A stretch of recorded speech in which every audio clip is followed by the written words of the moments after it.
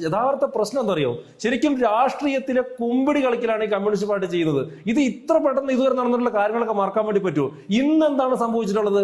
ഒരു കാലത്ത് ആൾ ദൈവമെന്നും മറ്റു ചില പേരുകളൊക്കെ വിളിച്ചിട്ടുള്ള ഈ കമ്മ്യൂണിസ്റ്റുകൾ തന്നെ വിളിച്ചിട്ടുള്ള അമൃതാനന്ദമയി അമ്മയുടെ അടുത്തേക്ക് പോവുകയാണ് മന്ത്രി സജി ചെറിയാൻ. എന്നിട്ട് ഇപ്പൊ പറയുന്നത് എന്താണ്? അമ്മയുടെ ചുംബനം പോലെ തോന്നി. ഇതേ ആളുകള്, ഇതേ കമ്മ്യൂണിസ്റ്റുകൾ പണ്ട് പറഞ്ഞാണ് സ്വന്തം അമ്മയുണ്ടെങ്കിൽ പിന്നെ എന്തിനാണ് മറ്റൊരു അമ്മയുടെ ചുംബനം വാങ്ങാൻ വേണ്ടിയിട്ട് പോകുന്നത്? അപ്പൊ ഈ ഡബിൾ സ്റ്റാൻഡ്, ഈ കുമ്പിടികൾ ഇവർ തുടർന്നുകൊണ്ട് തന്നെ ഇരിക്കുന്നത്. ശബരിമല വിഷയത്തിലേക്ക് തന്നെ വന്നിട്ടുണ്ടെങ്കിൽ അയ്യപ്പന്റെ വിവാഹം കഴിഞ്ഞു എന്ന് പറഞ്ഞിട്ടുള്ള സ്വരാജ്, ശബരിമലയിലെ തന്ത്രിമാര് അബദ്ധസഞ്ചാരികളാണ് എന്ന് പറഞ്ഞ നമ്മുടെ മുഖ്യമന്ത്രി തന്നെ ഹിന്ദു സ്ത്രീകൾ ക്ഷേത്രത്തിൽ പോയിട്ട് ഈറിനായിട്ട് കുളത്തിൽ മുങ്ങി ഈറിനണിയുന്നത് അവിടെ വരുന്ന ആളുകൾക്ക് കാണുവാൻ വേണ്ടിയിട്ടാണെന്ന് പറഞ്ഞ ശ്രീമതിയുടെ സ്റ്റേറ്റ്മെന്റ്. അതുപോലെയുള്ള എല്ലാ സ്റ്റേറ്റ്മെന്റുകളും ഗണപതി മിത്താണ് എന്ന് പറഞ്ഞ ഷംസീർ, എന്നിട്ട് അതേ ഗണപതി അമ്പലത്തിന്റെ പമ്പ ഗണപതിയുടെ മുമ്പില് വച്ചിട്ട് തന്നെ ഇവർക്ക് ആഗോള അയ്യപ്പ സംഘം എന്ന് പറഞ്ഞ ആളില്ല അയ്യപ്പ സംഘം നടത്തേണ്ടി വന്നിട്ടില്ലേ? അപ്പൊ ഇത് ഡബിൾ സ്റ്റാൻഡ് ആണ്, ഇവരുടെ കുമ്പിടി കളിയാണ്.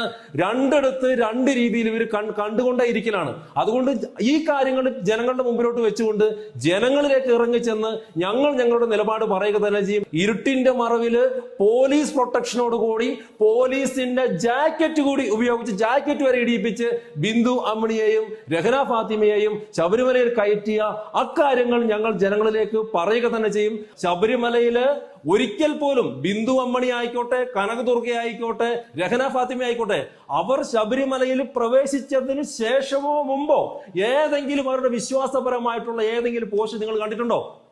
അതായത് കേരളത്തിലെ അയ്യപ്പ വിശ്വാസികളെ, ഹിന്ദു വിശ്വാസികളുടെ വികാരത്തെ മാനിക്കാതെ അവരെ വിഷമത്തിൽ ആഴ്ത്തുക എന്നുള്ള ഒറ്റ ഉദ്ദേശത്തോടു കൂടി ഏതെങ്കിലും ഭക്തിയുള്ള ആളെ ആയിരുന്നില്ല. രഹന ഫാത്തിമ ശബരിമലയിൽ കയറിയതിന് ശേഷം അവര് ഫേസ്ബുക്കിൽ പോസ്റ്റ് ചെയ്ത ഒരു ഫോട്ടോ ഉണ്ട്. ആ ഫോട്ടോയിൽ കറുപ്പ് ധരിച്ച് അർദ്ധനഗ്നയായിട്ടാണ് അവർ പ്രത്യക്ഷപ്പെട്ടത്. അതല്ലാതെ ഈ പറഞ്ഞ ആരെങ്കിലും ഭക്തി നിർഭരമായിട്ടുള്ള ഏതെങ്കിലും ഒരു രീതിയിലേക്ക് ഈ നാട്ടിലെ ജനങ്ങളുടെ മുമ്പിലോട്ട് ജനങ്ങളോട് പറഞ്ഞിട്ടുണ്ടോ? ഇല്ല.